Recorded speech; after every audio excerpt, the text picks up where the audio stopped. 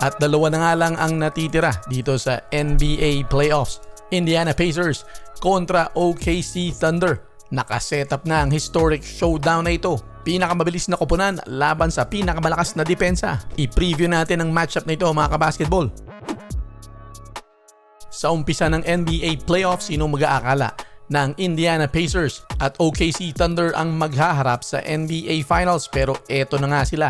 Paborito ang OKC at underdog ang Indiana Pacers, pero napaka-interesting ng matchup na ito mga kabasketball. Ang OKC Thunder ay pinangunahan ng NBA MVP ngayon na si Shai Gilgeous-Alexander. Ang Thunder ay isang koponan na may pinaghalong malupit na depensa, pinakamalakas nga sa liga, disiplina, at may clutch gene kay SGA. At ang Indiana Pacers naman ay ang pinakamabilis na opensa sa NBA.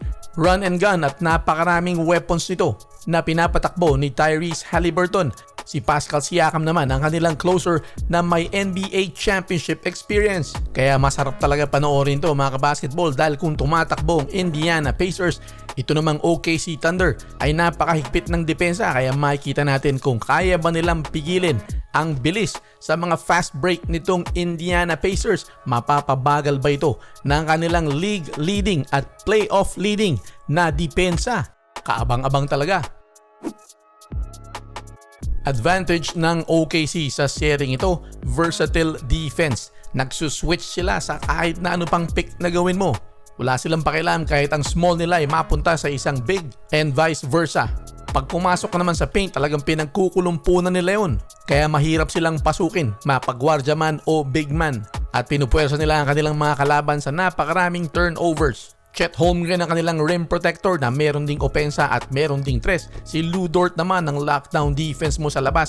At meron ka pang Alex Caruso na nag-aabang sa bench. At si SGA tumitira sa 3 levels, 30 puntos kada laro. At ito namang Indiana Pacers ay pinaghalong track and field at basketball. Talagang takbo ng takbo itong grupong ito. Kayang umiscore ng 120 points on any given night. Mabilis pumasa, mabilis magsipag-cut at hindi tumitigil sa paggalaw. At ang vision nitong si Haliburton ay next level. Ibang klase ang playmaking ability nito. Magandang challenge para sa OKC Thunder itong Indiana dahil walang isa o dalawang players lang na silang pwedeng i-check. Lahat ay nagko-contribute. Kanino kayo dito?